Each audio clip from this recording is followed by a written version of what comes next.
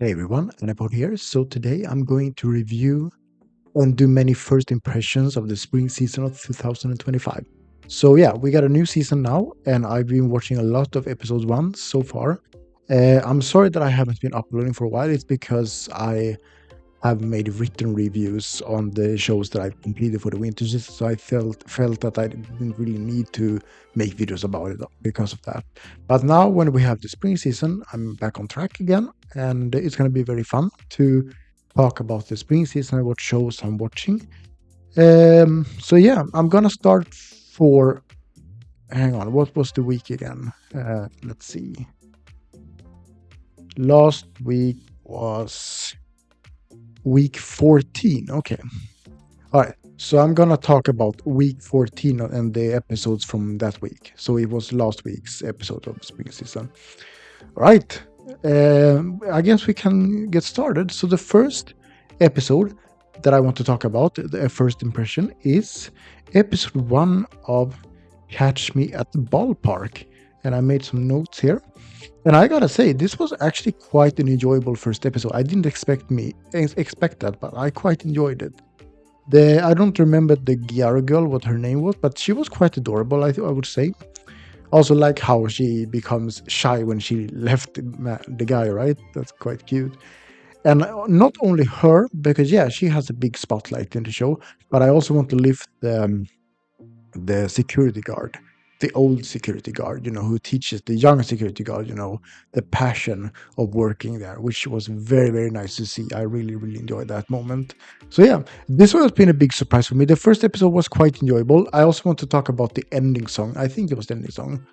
The animation was nice. The song was very catchy. So yeah. Anyway, I'm looking forward to seeing this more. I quite enjoyed it. All right, so the next episode I'm going to talk about is episode 1 of The Two Perfect Saints, tossed aside by my fiancé and sold to another kingdom. And for now, I'm going to keep this one on a 3-episode rule. The thing is that I didn't actually feel very strong about this one. I feel that the drama with her having all the suffering and that her family doesn't like her because she doesn't smile, etc., and the villagers and her fiancé breaking up the marriage and her having to move. A lot of it felt very forced, I think. So I wasn't really feeling like, I know some people said like, oh, these people, they're so bad or it's so unfair. And yeah, I agree, but I just felt that wasn't handled very well, actually. But still, I'm going to give it a 3-episode rule, and we'll see what I think about the upcoming 2. If I feel like it's meh, I'm probably going to drop it. We'll see. But for the first 3 episodes, at least, all right? So the next episode I want to talk about is episode 1 of Your Forma, which I actually dropped. Yes, I dropped this one. I'm not going to do the 3-episode rule on this one because I was quite bored with the first episode and I didn't really understand anything what was going on. I think someone even told me that they skipped a lot of the content on this anime too. So maybe the source material is better, but for the anime adaptation I was very, very confused. I didn't understand nothing. And yes, I'm not gonna be wasting my time on this. Now I'm just criticizing the anime here. If the source material is better than so be it. I cannot speak for the source material, but the anime, not really for me. And I also feel like the characters in this anime felt like they didn't really have any emotions with everything going on with the arresting, etc. It felt like just felt so emotionless. So I just couldn't. Yeah, I guess that's what I can say about this one. I'm not gonna keep watching this one. Now, as I said, this is just about the anime. Maybe the source material is better, but for the anime, I didn't like it. Moving on to the next show, the next episode I'm going to talk about is episode 1 of The Beginning After the End. And actually, I wasn't actually planning to watch this one because mainly I focus on anime that is from Japanese source material, and I think this one is either Korean or American. I think it's a webcomic at least, and that kind of made me think, and I also have Mushoku Tensei already, which I really love, so I thought that it's no point in watching this one. However, I also saw that there's a big debate online it's like Mushoku Tensei versus this one, and I kind of wanted to go into this debate, but I cannot go into it in a fair way if I only watch Mushoku Tensei and not this one. So that's why I'm watching this one as well now, mostly because the main reason is really to defend Mushoku Tensei, actually. I'm gonna be honest about that. And to be honest, I didn't really like episode 1 very much. It's too similar to Mushoku Tensei. And the production is a lot worse than Mushoku Tensei 2. That's, of course, unfortunate for the source material for this one, because maybe it would have been better if the production was better, but because I've already watched Mushoku Tensei, I don't really feel I'm getting anything new out of this one. And to be honest, I wasn't really a fan of the first episode either. I wasn't really thinking it was a good start. So yeah, not the strongest start for me. I didn't really like it, but I'm gonna keep watching until the end, mostly so I can at the end decide from there if I like this one better than Mushoku Tensei, which I highly doubt. I think I'm gonna like Mushoku Tensei like 100 times more, but we'll see. This one might surprise me. I don't think so, but we'll see. Anyway, we're gonna move on to the next one, and that is episode 1 of Can a Boy-Girl Friendship Survive? So, overall, okay episode, but nothing too crazy if you ask me. The comedy is not always hitting for me, if I'm gonna be honest. I'm not feeling too much for the comedy in this one. I'm mostly watching it for the romance and the possible love triangle now when the other girl appears as well. I think Himari, the blue-haired girl, she is quite annoying at times, if I'm gonna be honest. What saves this one for me a bit is actually Rion. I think she's a bit more better, actually, and she kind of saves the episode for me a bit. Now, I still want to say, though, that there is still some potential in this show, because we still have, as I said before, the love rivalry between them. So that could get things more interesting. For now, I'm gonna keep it for the 3-episode rule, and we'll see how, if I continue to watch it after that, or if I decide to drop it. We'll see. Next one, let's see, that I'm gonna be talking about is episode 1 of Shirley, which I quite enjoyed the first episode. Actually, I thought it was a very nice episode. The personality of Anne, she's very energetic. It kind of reminds me of Akebi-san, actually, in a way. And I loved Akebi-san, the anime. Now, I actually didn't know this, but this one seems to be a remake. It even says so here, a new adaptation. Okay, and I didn't know this beforehand, but I found out afterwards. So, yeah, I haven't watched the original, but I'm curious to see how this remake is going to be. But so far, I like it. Now, sometimes I think Anne can be a bit too energetic at times. She's very talkative, etc. But it's not a big deal, actually. For example, when they are having the drama, when they say that we can't keep her because she's not a boy, we gotta send her back to the asylum, and she cries, but then she has her energetic moment while she cries and keeps talking, and I think that kind of removes the drama a bit. But as I said, it's not too much of a deal breaker.